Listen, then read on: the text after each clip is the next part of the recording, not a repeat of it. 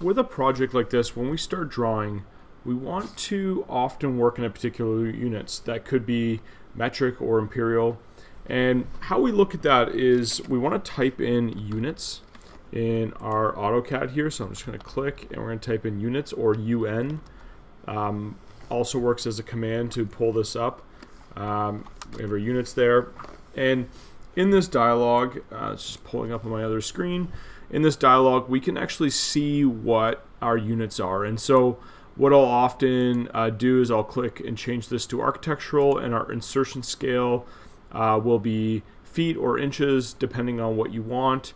So let's just set this to be feet, and we have our architecture scale feet, and our precision 16 inches I think is a good precision.